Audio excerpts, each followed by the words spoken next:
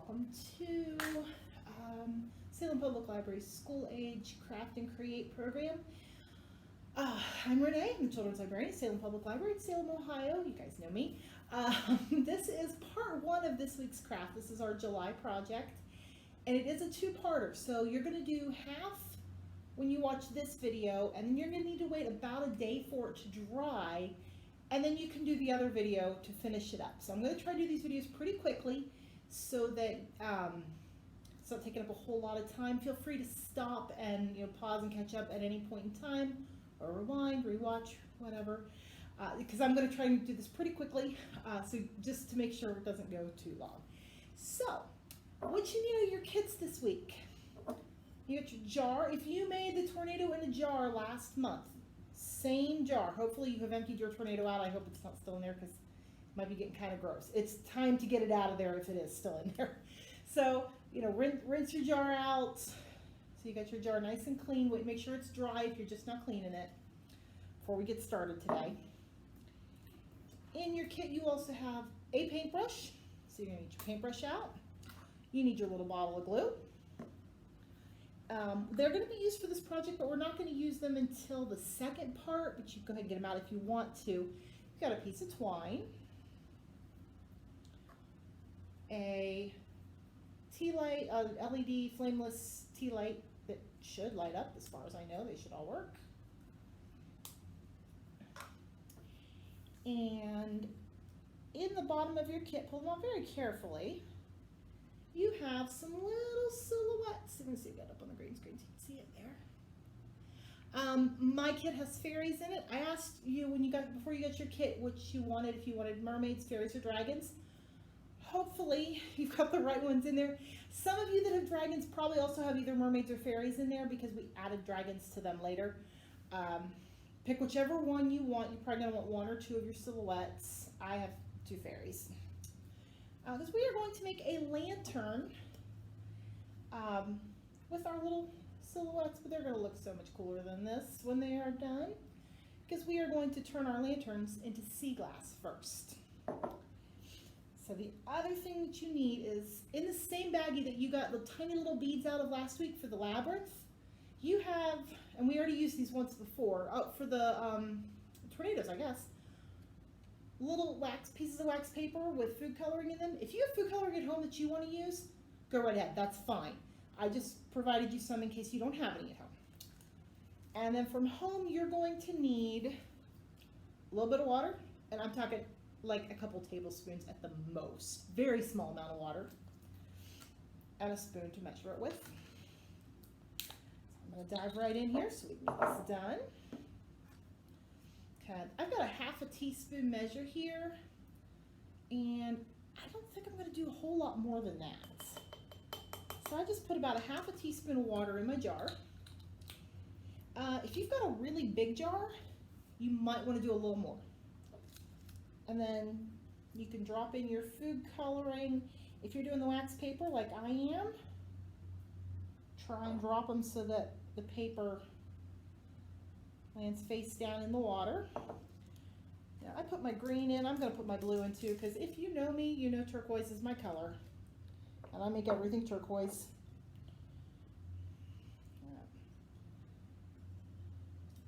Use your paintbrush to kind of press it down in there.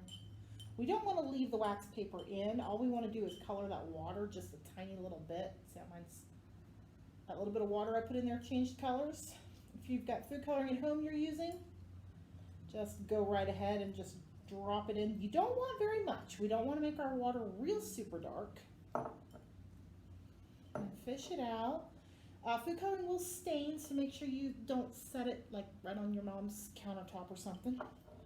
Set it on a paper towel, or right into the trash can would be okay. So I'm going to end up with food coloring on my fingers. So you just got a little bit in the bottom of your jar there, food colored water. And next, we're going to take our glue. Now we've been squeezing the glue up through those tiny little tops so far this summer. I'm going to say it's okay to go ahead and unscrew the lid. It still has a tiny little hole. And we are going to squeeze some of that glue Now let's put 1, 2. I just put 3 pretty good globs in there. It's not an exact measurement. So this is the craft portion. It doesn't have to be exact. Now I'm swirling, but we're probably going to want to end up mixing that with the paintbrush. So basically we're just thinning down the glue with that little bit of food colored water. So stir it in. You can see it kind of. Okay, now you can do this however works best for you. You can use your brush and spread it all around the inside. You want to completely coat the inside of your jar. You might have better luck. Just kind of do this carefully, but just kind of turn and pour, or even just kind of use a combination of both, turn and pour, and then spread your glue mix out. Get it all the way up into the neck of the jar. All right, so here's the key with this is we want to make sure the whole inside surface of our jar is coated with our glue mixture. Don't leave any holes or gaps. So the rolling is faster, but the brush will let you really make sure you got everything covered. So you get the whole thing covered, but you don't want it too thick. That's why we thinned that glue down just a tiny little bit. So if you ever been to the beach and you find sea glass? Sea glass really is where, I don't encourage the making of it, but if somebody breaks a glass bottle and it lands in the ocean, eventually the sand and the water like smooths that down into like a kind of a crystally looking clear rock. I know anytime I go to the beach, I always look for it. I've never found any, but I love the look of it. So it's bad for the environment. We shouldn't be breaking bottles and putting them in the ocean. That's terrible. But it does happen sometimes. So what we are trying to do with our glue and our glass is make it look like sea glass. You see mine already kind of is. Still wet. So I just, for a few minutes, roll it around any, gap that shows up inside there, cover it up real quick. Because it is going to run back down, but we want to make sure we keep those sides coated if we can. And then all we're going to do, so you can even just spend a few minutes, just keep touching it up. Just try not to knock it off. Make sure you keep all the surface coated.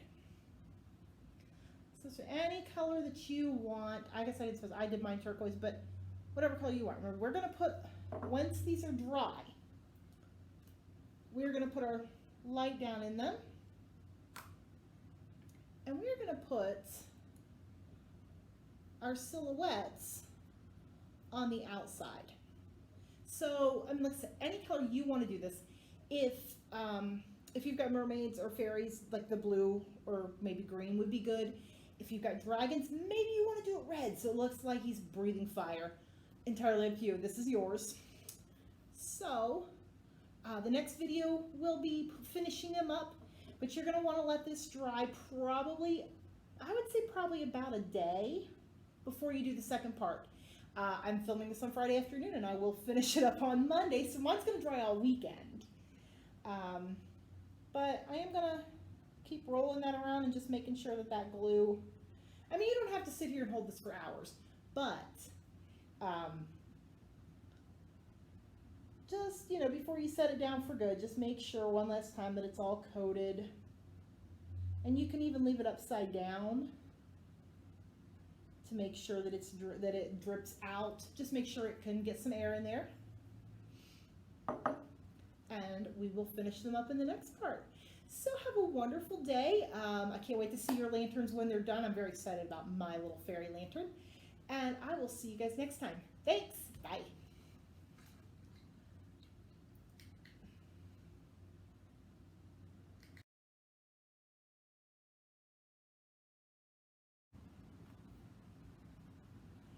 Hi guys. So I just dropped my shutter for the camera. How is everybody? Hi, I'm Miss Renae. I'm the Children's Librarian at Salem Public Library in Salem, Ohio. And this is part 2 of the July craft for school age kids video. Because we did part 1 already. Hopefully you've already watched that video. If not, you're going to want to go back and watch that one. If you're watching this one first, I actually have a word of advice. I realized this after I finished filming that one on Friday. So this is my finished jar, and it's kind of hard to see on the video. Well, you can see it a little bit. After I had in the first video, I had glued and put the glue all over the inside of the jar, rolled it around, made sure it was fully coated, and then I was supposed to set it aside and let it dry. That is the correct advice.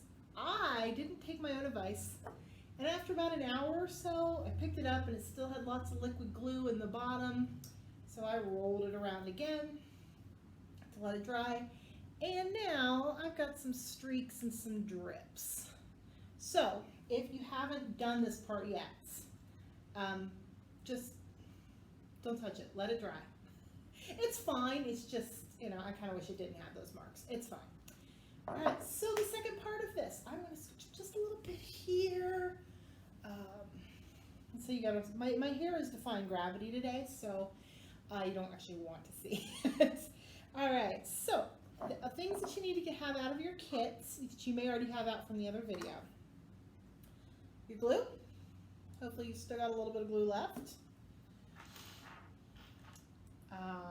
Your string,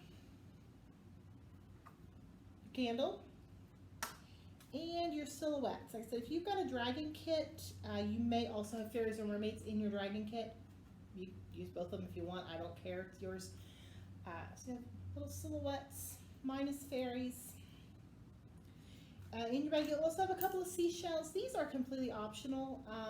I kind of put this craft together thinking it was going to be all mermaid. And then I decided to do the dragons and fairies later because I was just going to put like the seashells on the jar for the mermaid. Put them on there if you want, don't have to. So, this one. Take your little bottle of glue, leave the cap on this time. We want that little pointed cap because we're putting glue on these teeny tiny little fairies.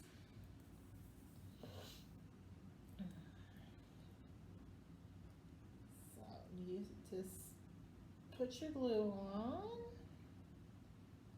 Don't need a ton of glue, but you do want to make sure you got enough to get the whole thing. Make sure you get all the way out to the edges. It doesn't need to be heavy, but you do want it to be all the way on the edges so that the edges don't peel up. Now we have 2 options.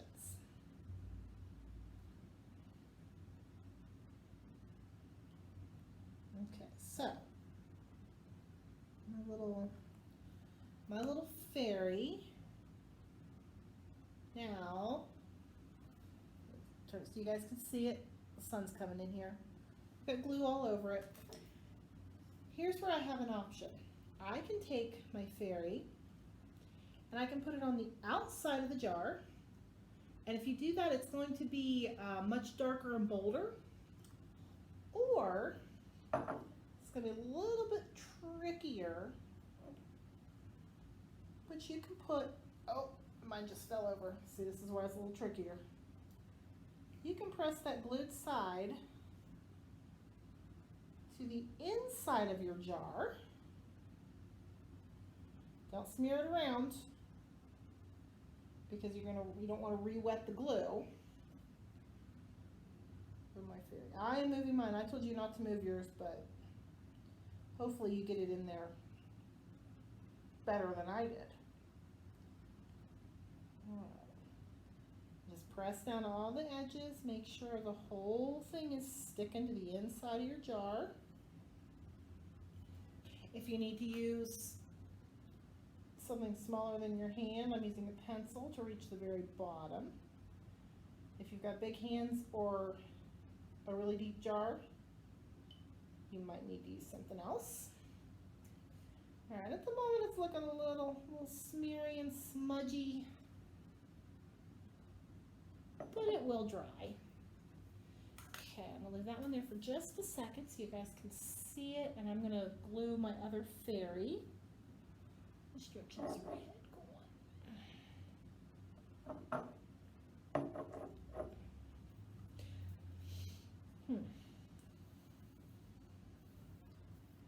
So this is definitely a project that I would love to see when you guys get them done. So send me a picture or a video of your finished lantern, whether it's dragons or mermaids or fairies. See what color you guys chose to make them.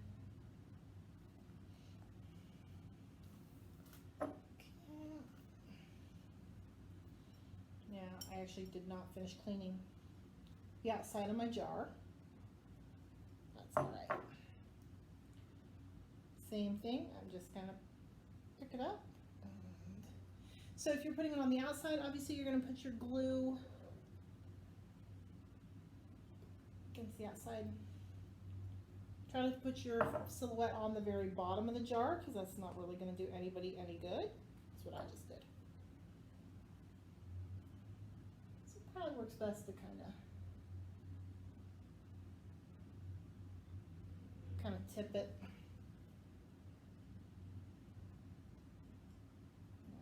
And we're just gluing paper here, so it really shouldn't need a ton of glue.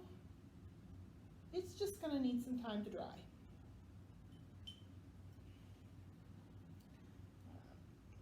So now I've got fairies flying around in my jar. Take your string. This step is optional, or if you've got a different type of ribbon or anything that you want to do. I'm just wrapping it right around the lid here, or the mouth of the jar. All I'm doing here is adding a little bit of decoration. So if you don't want to add the string, you don't have to. That's up to you. Yeah, so I just had a little bow in mine. And I'm gonna go ahead and do this part. Let it dry before you do this part. I just want to do it so I can show you. It's not dark enough in here probably to actually see it, but you're gonna turn your little tea light on. Drop it down in there. And you're gonna have a little sea glass lantern. Well, if it was darker, it would show up much better. But the light will be behind your silhouettes so that they show up. So these are our little fantasy sea glass jars. I hope you enjoyed making them. I would love to see them. Please send me a picture. And I will see you guys next time. August, we are, I think we're making catapults. And we're also going to make dragon eggs. Or mermaid eggs, whichever you would prefer. So, I'll definitely see you guys next month. Thanks, bye. And my shutter's on the floor.